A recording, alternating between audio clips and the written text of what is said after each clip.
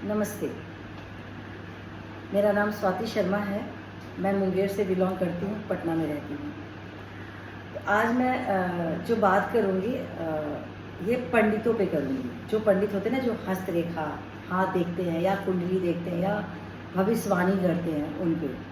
तो मैं तो खैर इन सब चीज़ों को मानती नहीं हूँ। मुझे तो लगता है जो हमारे किस्मत में जो है वो होके रहेगा, इसको हम कभी भी नहीं रोक सकते।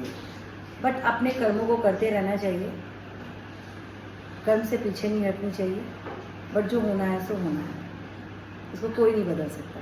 मैं आपको एक छोटी सी बात बताती हूँ जो मेरे साथ खुद का हुआ था। मेरी जो एक रिलेटिव है, वो मुझे एक पंडित के पास ले गई। वो मैंने उनके बारे में सुन रखा है कि बहुत भविष्यवाणी करते हैं, बहुत कुछ बता देते हैं सबके बारे में। तो जब मैं उसके साथ गई, एक्चुअली उसको अपने लिए जाना था, तो मैं भी साथ में चली गई। वो पटना में ही रहते हैं, महेंद्र के पास। मैं किसी का नाम नहीं लूँगी, बिल्कुल नहीं। तो जब मैं गई वहाँ पे, उसने काफ़ी कुछ उसके बारे में बताया, और ये अंगूठी पहन लो, वो अंगूठी पहन लो, ये कर लो, वो कर लो, ऐसे करके वो कर भी रही थी। बट मुझे तो अभी तक उसकी लाइफ में कुछ चेंजेस नहीं देखे हैं। उसने इतने पैसे उस पंडित के पीछे खर्च किए, अपना ज्वेलरीज में बेच के, अपना ये करके, जो जो उसने बोला वो सब उसने किया। बट मुझे अभी तक इस बात को 3-4 साल हो गए, 3 साल तो हो ही गए होंगे, कोई फ़र्क नहीं दिखा। तो मेरे मन में भी आया कि मैं भी कुछ पूछूं। तो मैं अपने बेटा के बारे में कुछ पूछी। उसमें मेरा बेटा कॉलेज में था 4 साल पहले।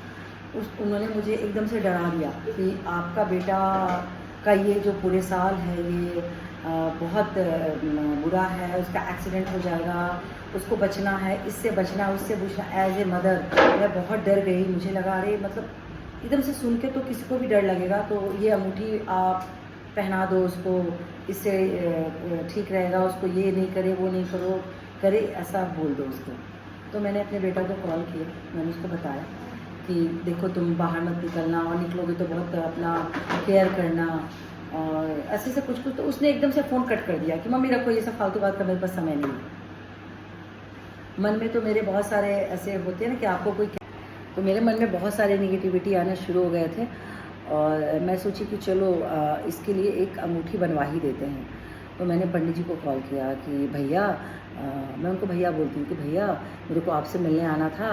तो उन्होंने कहा, मुझे रिप्लाई किया, अरे अभी तो मेरे पास बिल्कुल टाइम नहीं है, मैं निकल रहा हूँ, कैसे आओगी। एक्चुअली मेरे माइंड में था कि मुझे अंगूठी जल्दी से जल्दी बेटा को पहना देना है। तो फिर मैंने उनको बोली, नहीं मैं तो निकल रहा हूँ, मुझे अभी एकदम बिल्कुल टाइम नहीं है। मैं बोली अच्छा ठीक है।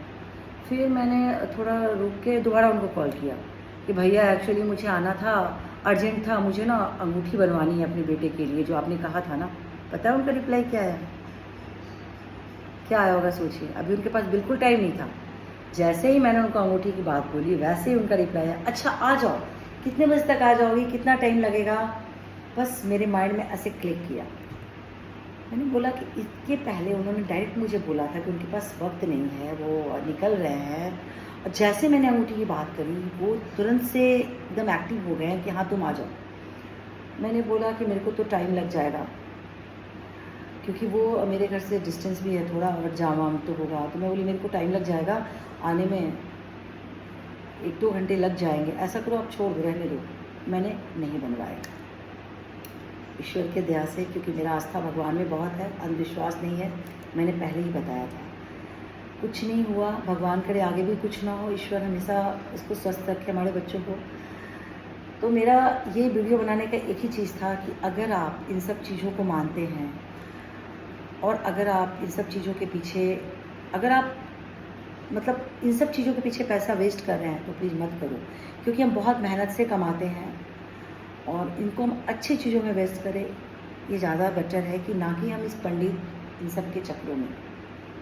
क्योंकि लोग कहते हैं ना, कर्म के ही फल मिलेंगे। अगर हम गाड़ी के आगे जाएंगे तो बट नीचे मेरा एक्सीडेंट हो ही जाएगा। और बस मैं अपने कर्मों को ही मानती हूँ, और कर्म ही मेरे लिए सब कुछ है। अच्छे कर्म करो, अच्छे ही मिलेंगे। कर्मा इज़ बैक कहा गया है ना, तो हाँ, यस, कर्मा हमेशा बैक मिलता है। किसी पंडित के चक्कर में मत पड़िए। जो आपका दिल कहता है ना, मतलब जो लगे कि हाँ ये सच है, तो वही करो। अब आजकल मैं ये भी देखती हूँ, लड्डू गोपाल का भी ट्रेंड है। कि अब लड्डू गोपाल हैं तो उनको खाना खिलाएंगे, उनको दूध पिलाएंगे, उनको नहलाएंगे, उनके लिए पूजा करेंगे। मुझे नहीं पता ये सब क्या है, बट जो जिसके लिए है ठीक है, उनके लिए मैं कुछ नहीं बोलूँगी, उनका श्रद्धा है। मेरा बस कर्म ही है। Thank you for watching me. Bye, have a nice day.